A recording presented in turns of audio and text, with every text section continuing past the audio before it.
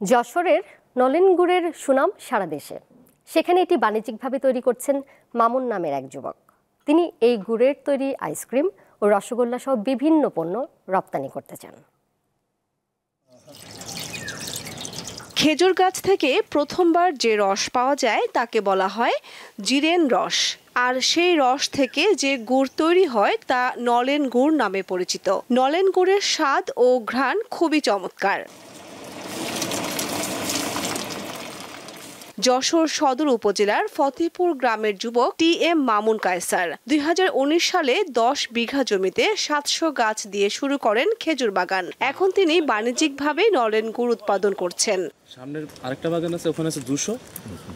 তার বাগানে চলছে রস সংগ্রহের কর্মযজ্ঞ।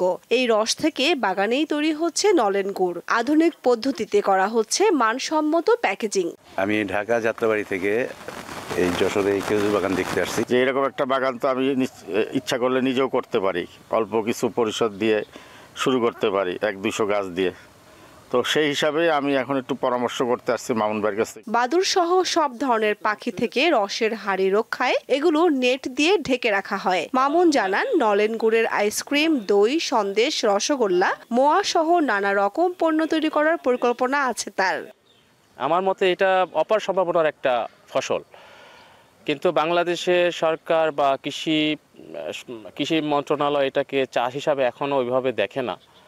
তারা মাঠের চারিদিক দিয়ে লাগাতে চায় বা রাস্তার দুই পাশ দিয়ে, কিন্তু এইভাবে লাগালে গাছিদের খুব একটা উপকার হবে না। ভবিষ্যৎ পরিকল্পনা, আমি এটাকে আধুনিকায়ন করতে চাই। সেটার জন্য বেশ কিছু যন্ত্রপাতি আনতে হবে, বিদেশ থেকে আমদানি করে আনতে হবে, এবং গবেষণার দরকার।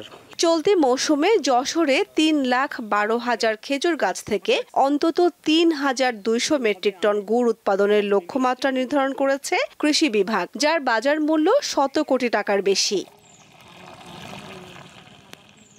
দীপ্ত, বার্তাকক্ষ।